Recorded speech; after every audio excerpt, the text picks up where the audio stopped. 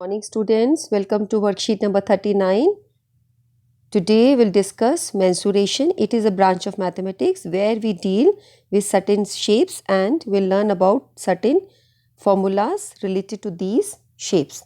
We see different types of things around us. All these things have some shape, some of which are complex in shape and some of them are simple. Some of which are also called geometrical figures because their properties and shapes have been defined by us. For example, perimeter, circumference, area and volume of these shapes are known to us. Today we'll read about some of these geometrical shapes. सो आज ही आपको geometrical shapes करनी है और इस video को आप जो भी इसमें कंटेंट है इसको आपको सबको लर्न कर लेना चाहिए. आप क्लास 8 के बच्चे हो, ये सारे टॉपिक्स आपके ऐसे हैं जो क्लास 8 के चैप्टर्स में भी हैं और 9th में भी 10th में. जब भी ज्योमेट्री और मेंसुरेशन रिलेटेड क्वेश्चंस आपको करने पड़ेंगे तब आप इन शेप्स को देखते हुए रिगार्डिंग फॉर्मूलेज हमें लर्न होने चाहिए. जैसे यहाँ देखिए ये कैसी फिगर है, ये एक ट्राइंगल है.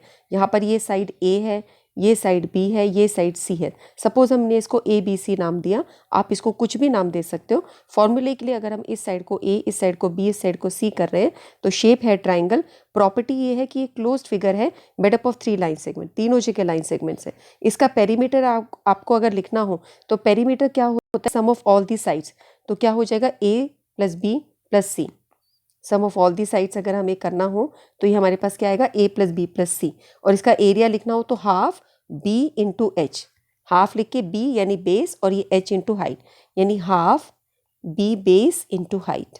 ठीक है, सो ये आपको याद ही है, हाफ बेस इंटू हाइट करके आप इसको यूज़ करते हो एरिया ऑफ ट्राइंगल जब भी आपको फाइंड आउट करना हो. सेकेंड फिगर है, आप इसको पहचानते हो, ये स्क्वायर है. स्क्वायर की सारी साइड्स इक्वल होती हैं. It is a closed figure made up of 4 equal sides, every angle 90 degree. सारी साइड्स इक्वल हैं और सब पे एंगल 90 डिग्री है. ठीक है, यानी ये जो हमने बनाया ये 90 डिग्री, यहाँ पर बना ये 90 डिग्री, ये जो जा रहा है ये 90 डिग्री, सारे एंगल्स इसके 90 हैं. और ये है आपका स्क्वायर. तो स्क्वायर का पेरीमीटर क्या होगा, सब साइड्स को जब आप ऐड करोगे ए प्लस ए प्लस ए प्लस ए को, अब आपको मैं सिखा चुकी हूँ ना 8th क्लास में कि जब ऐसे ए ऐड हो रहे हैं 4 बार तो क्या होगा, 1a plus 2a plus 3a plus 4a. तो हमारा आंसर आ जाएगा 4a. क्लियर. और इसका एरिया कैसे निकालते हैं, एरिया इसका निकालते हैं लेंथ इंटू ब्रेड्थ करके. ये लेंथ है और ये ब्रेड्थ है. ब्रेड्थ कितनी है इसकी, ब्रेड्थ भी ए है बिकॉज सारी साइड्स इक्वल है. तो ए इंटू ए होने से ये आंसर आएगा ए स्क्वायर. क्लियर.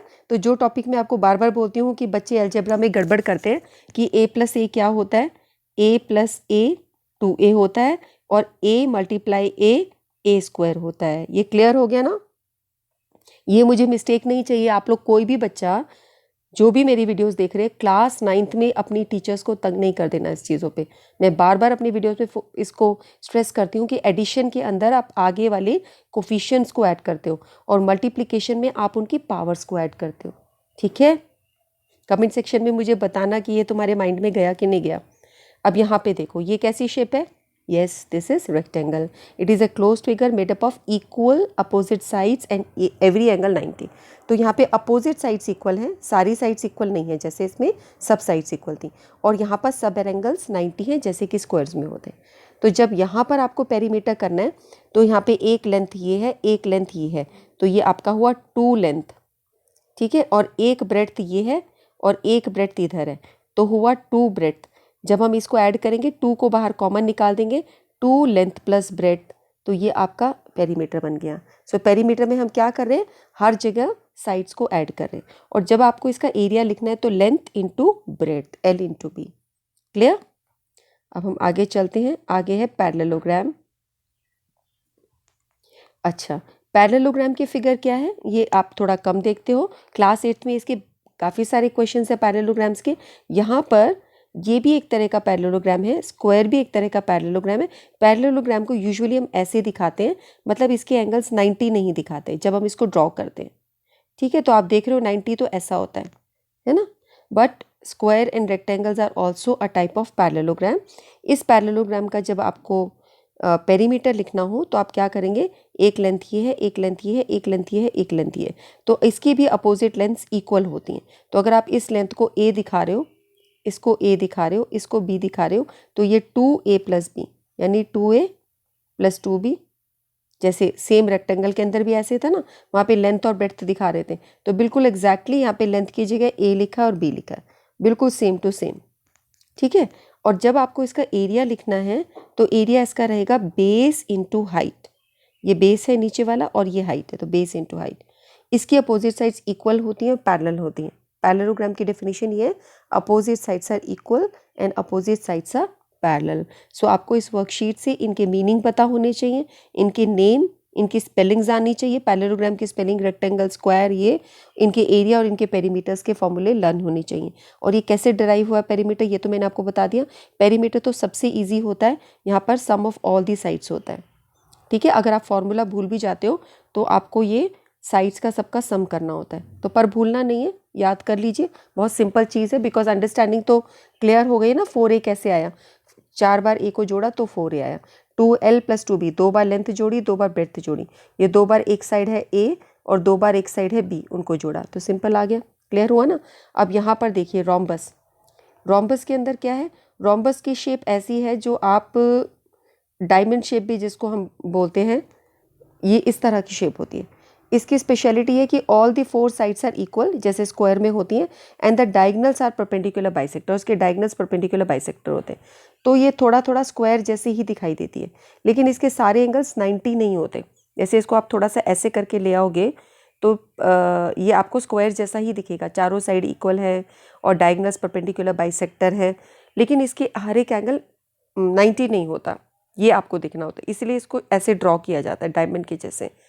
तो यहाँ पर इसका फॉर्मूला क्या रहेगा, because all the sides are equal, तो हर साइड को आप ए मान रहे हो तो 4a आ जाएगा, है ना। a + a + a + a को 4 बार जोड़ा तो 4a आ गया।